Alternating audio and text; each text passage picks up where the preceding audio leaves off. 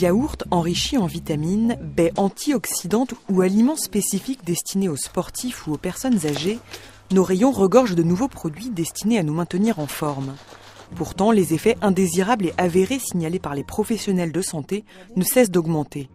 76% concernent les compléments alimentaires. Il arrive que du fait de la concentration de certaines substances ou du fait simplement de la nature de certaines substances présentes dans ces compléments alimentaires, il puisse y avoir des effets indésirables. Alors je peux prendre comme exemple la synéphrine qui peut être présente dans des compléments alimentaires minceurs avec des risques d'effets cardiovasculaires, par exemple de palpitations cardiaques ou de troubles du rythme cardiaque, ou bien encore des compléments à visée anti-cholestérol qui peuvent avoir des effets sur le foie notamment ou sur les muscles.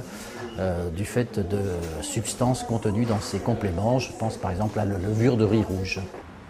Les effets indésirables les plus rapportés par l'Agence de sécurité sanitaire affectent le foie et l'appareil digestif, mais des cas d'allergie et des troubles neurologiques ont également été rapportés. La prise de compléments alimentaires ne doit pas se faire à la légère. L'Agence sanitaire insiste d'ailleurs sur l'importance de consulter un médecin avant toute prise.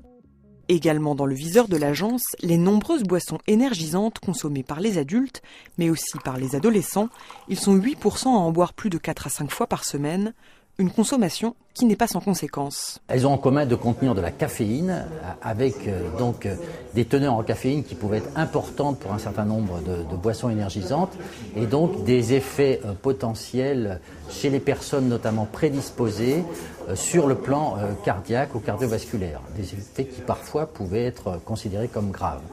Grâce au dispositif de Nutrivigilance, la teneur en caféine dans ces boissons a d'ailleurs été abaissée en septembre 2014.